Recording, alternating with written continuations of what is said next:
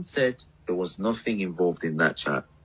Yeah, Leon didn't flirt with me. He didn't flirt. He didn't nothing. Good day, everyone. By the grace of God, I have spoken to my pastor.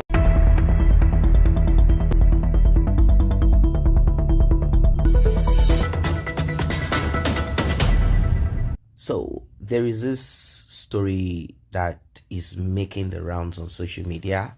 Although I do not listen to this gospel singer Neon Adejo,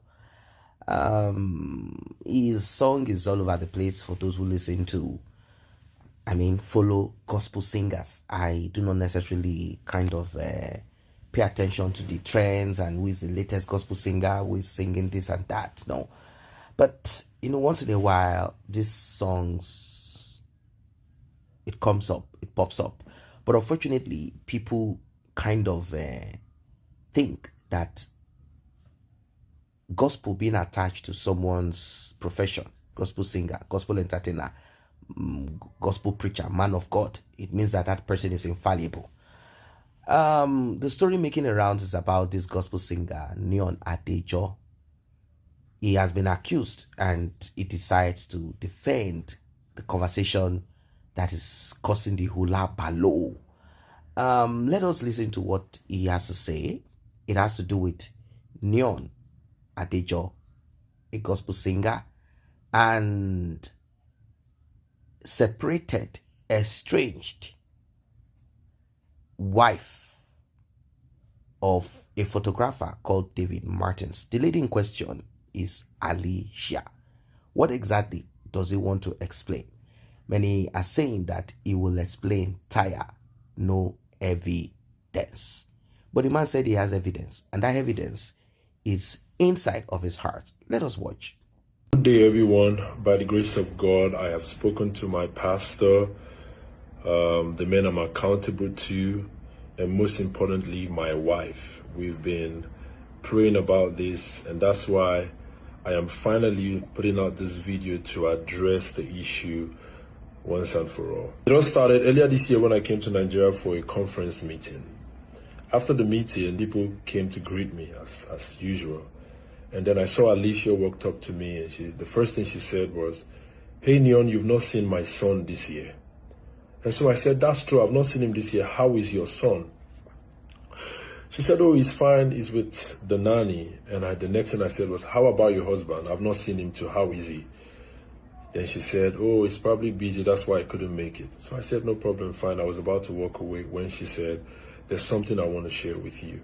I looked at her eyes and I saw that she was teary, so I knew it was very important.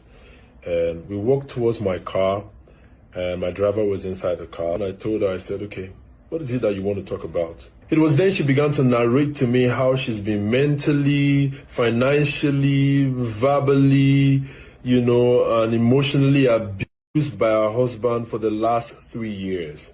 Now, mind you, I've known David for a while, and it was shocking to me because what I was seeing on social media was not tallying with what she was saying to me at the moment.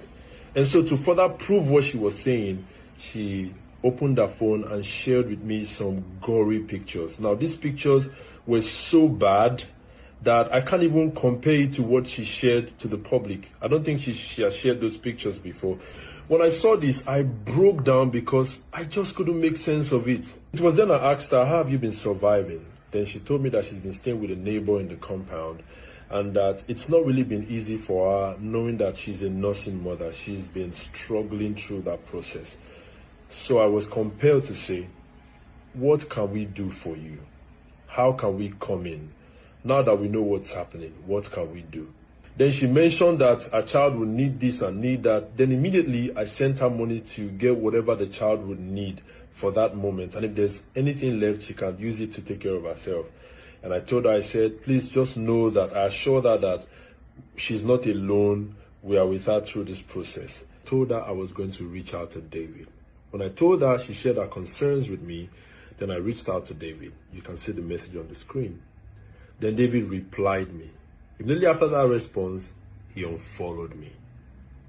So I spoke to my wife about it, and we both agreed to support her any way we could, including praying for her. And so it went on like that. And to cut the story short, she then reached back to me again to say that where she's currently staying, they've given her a particular time to leave the house, and that she doesn't have anywhere to stay, and she doesn't know what she would do, having Noah with her and the nanny too. She doesn't know what she would do. So I reached back to my wife again and said, there's a new situation. This girl is saying that she doesn't have where to stay again, that these people are about to let her out of the house. How can we help? And so my wife said, okay, let's pray about it. By the time we're done praying about it, I felt compelled to sort that out for her. So I finally found an Airbnb that was suitable for herself, her son, and her nanny. And then I paid the nanny for a month to take care of Noah whilst Alicia was busy going about a gender unit appointment as regarding this case. After she moved into the apartment, a few weeks later, she reached out to me and said she wanted to go to church, but that she need to do her nails and she need to make her hair, but she doesn't have enough money.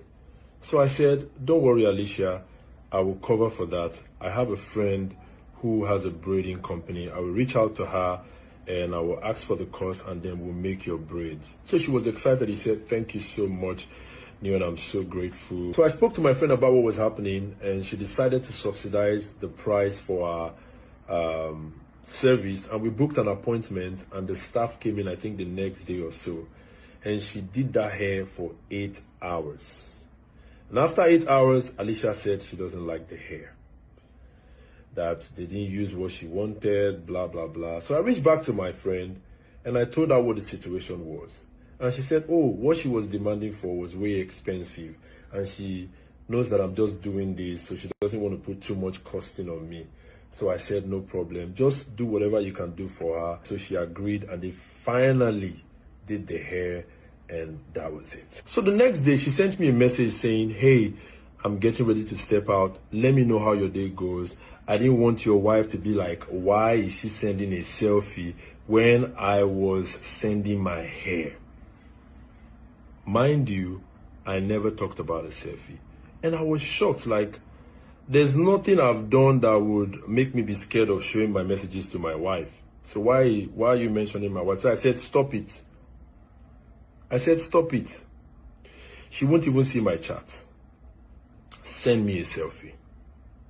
The reason why I was doing this was because it was important that I get back to my friend who had done me a favor, to say thank you, the hair is fine, she liked it. Nothing more. This was the exact message that David posted on his story to create a narrative that I was flirting with his wife. I would never do that. I knew how ambiguous this situation was. I would never do that. If you notice on the chart now, they deleted the important part of the chart to create a narrative that I was instigating something wrong. Even the timestamp would tell. And when I asked her on our three-way call, here's what she said. Just say a couple of things for myself. At any given point through the thread with me and Neon, we were not flirting. Neon said there was nothing involved in that chat. Neon didn't flirt with me. He didn't flirt. He didn't nothing. I hear how I looked at it. I just looked a mess, Solomon. I looked homeless. Woke up in the morning, and that's when he said, hey, I paid such and such services. Show her the style that you want. It's already paid for, this and that. I said, okay. I sent the girl the hairstyle when they ended up doing my hair at the apartment. I didn't really like it. It took about 8 to 9 hours. But that is what it was for. And as you can see, these are different chats of me and Alicia where I mentioned my wife at every given point, encouraged her, and I also prayed with her at some point. I would never want to take advantage of any situation. God forbid. God forbid a bad thing. My wife and I have prayed about this, we've talked about this, and we've created stricter boundaries to make sure that such a thing does not repeat itself again. And also that our pure intentions will not be misinterpreted. I want to also use this opportunity to thank all the people that have reached out to me, that have prayed for me, that have sent me messages and that have showed me how much I am loved. Thank you to every one of you. Thank you, and please continue to pray for us as we carry on this assignment of the gospel to see that God's name is glorified in all that we do. Thank you so much, and I am deeply grateful. Welcome back. Now, many people get upset. They get put off whenever they hear, I have spoken to my pastor. I have spoken to my pastor. Like, they don't want to hear this anymore at all. What is this story? What is even going on here? Well, Neon is saying that he became involved with Alicia after she opened up to him about experiencing mental, financial, verbal, and emotional abuse in a marriage. For those who keep female friends or those whose life is approachable, those that are hoping and those that keep that circle of friends, there might be this kind of challenge. Or if you're married to someone who is so friendly with the opposite sex, oh, they are my friends, that's how I've been in the university, we are friends. It could become a huge big challenge. Anyway, he said he informed his wife, and many people are saying in as much as his wife is involved, then it is fine, because it is your wife that should be the gatekeeper. It is how how loose she wants it to be, a marriage to be. That's what matters. If she wants to keep it tight and knotted, she will say, hey, look, I'm not saying I don't trust you, but I just don't want this friendship, that kind of thing. So he said, I informed my wife, and we both agreed to support Alicia financially and also give accommodation assistance to her and every other help. Now, that other help is what majority are kind of looking at. Now, I want you to understand something before I proceed. When a woman complains or finds a listening ear or a shoulder to lean on in the opposite sex, or a man to a woman, but most of the times, let us say a woman to a man, let's say they're having issues, or this woman is having issues in a marriage, which could come up. There are women that have terrible behavior, terrible attitude that they grew up with, and now they're in a relationship or in a marriage, let's say marriage now. They are not ready to let go of this attitude. They are not talking about this behavior that they exhibit. Now that the man is now kind of, maybe reacting or acting differently towards them, all of a sudden, they are looking for another simp or someone to sell their ghost story to, hoping that that person will. I'm not saying that's what's happening. I'm just giving you examples of why certain people leave their marriage or go out complaining like he's abusing me mentally. They're not talking about their bad behaviors. Oh, financially he's abusing me. So you want this guy to just be bringing money, taking care of things when you are rude, when you are aggressive in the house. You expect him to accept your wickedness and not respond. When he responds, it is verbal and emotional abuse. You just want to be the one doing the wickedness, doing the evil. And whenever you are tired of the evil, you want to embrace him and expect him to turn. You want to turn into that. These things happen. I don't know. Many have experiences in your relationship, in your marriage, that kind of thing. This person is all shades of wickedness to you. But whenever they take off the switch, they're expecting you to turn around and be theirs again. So if the man refuses or the woman refuses, then they look for the likes of Neon. My husband, my wife is emotionally abusing me, is verbally doing this and that. That is scenario 1. We also have scenario 2, where these things are there for real. There are certain people who engage in relationship or marriages just to oppress. Some, they don't even know how else to date or to be in marriage or relationship with a human being. To them, it's aggressiveness, it's wickedness, it's all of this. So back to him saying he informed his wife. I'm going to still give you two scenarios again. There are certain kind of men or women that will inform their significant other about a particular target. They will tell you this person is this. The reason why they are telling you is so that you do not in any way become suspicious. This person will even come around you, but they are having they are having some kind of affair with this person. But the picture that they present is, oh, I've told my wife they are living in a lie. While there are some, of course, they make you know. They tell you what it is. Out of their kind heart, they are being nice to this person. But in all of this, you still have to guide. You still have to protect your marriage, the sanctity of it. Your wife is so kind to this guy. You guys know about it. Be careful. Your husband is being nice to this lady. You guys know about it. Be careful. Now, where did this all go wrong? He said he had requested for a selfie from Alicia, the husbandless woman, that he wants to see the hair that she did through a friend that he recommended. He said he wanted her to send a picture so he could update the friend who had helped with the hairstyle. Somebody shout power. Now, these things can happen. I mean, people are too friendly. They are too close to each other. They are no longer kind of putting up any form of barrier or any form of protection. They are now related with this person as if they are sisters. Particularly in this setting of we are born again Christians, we are singers, we are churchy people, that kind of thing.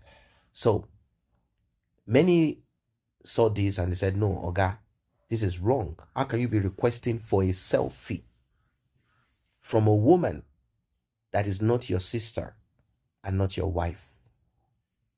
It's not like you are the hairstylist and you've done the thing and you forgot to take pictures so that you can update your business page. That's not what it is. So you are now requesting for a picture so that you can now update that friend. Why don't you not ask for the picture? But then let's say it came out of a place with no intention of all of this that is going on social media, like the talks, like you say, hey, what's up now? Did he make the hair? Make I see the hair, I beg, that kind of thing. Did he make it well? Did she make it well? So he said, send me a picture, a selfie. Maybe if he had called on video, maybe. But maybe he felt, oh, just send me a picture. Let me see the hairstyle how this person that I recommended to you, how this hair was made or has been made. So Neon said the message was later shared by photographer David, the so-called estranged husband, because I don't know where this is heading to, in a way that suggested that he was flirting with Alicia, adding that important part of their conversation had been deleted. Alicia also denied flirting with Neon during their three-way conversation, saying there was nothing romantic between them. Neon said he and his wife have since prayed about the situation. You heard him say that, and established stricter boundaries to prevent their intentions from being misinterpreted in the future. So for me, this looks and appears kind of okay for now. Yeah, really, it looks and appears okay for now, unless something else comes up. This is also a lesson to every one of us. Yes, a huge big lesson to every one of us. You are a friend to your wife's friend as a man. or as a woman, you are a friend to your husband's friend, unless you were a friend before that friend introduced you to the man that you are now married to. And then you guys are like, or maybe you guys were all friends together. I mean, you guys were friend. Anything can happen. That's just the point. Anyway, the story in between this matter is real. When a man has a listening ear, he is caring. Doesn't matter if you're married. Women like that kind of man. Anything that a woman can get easy, freely, tune, manipulate, they like it. I'm not saying men don't do it too, but in this context, what we are hearing is this. You made your hair. You say you didn't like it. Then a brother was called to redo it, and suddenly a selfie thing came into it. And in this conversation, from what we are saying, the conversation, you brought the selfie conversation, and it says send a selfie, and then you turn to your ex-husband and send to him because you want to get back together, or what exactly is this? Many are saying that this lady is on a mission, feeling so entitled that she didn't like the hairdo, wanted to enter the man, saying that he feels and cares for her, and voila, this is what we have on our hands.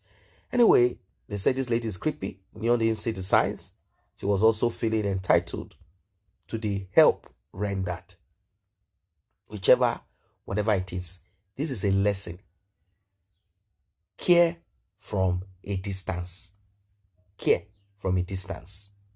Listen to that tiny voice that speaks to you if you have one. Be very careful. Don't be like, hey, me, I don't care. As long as I do my own heart is pure.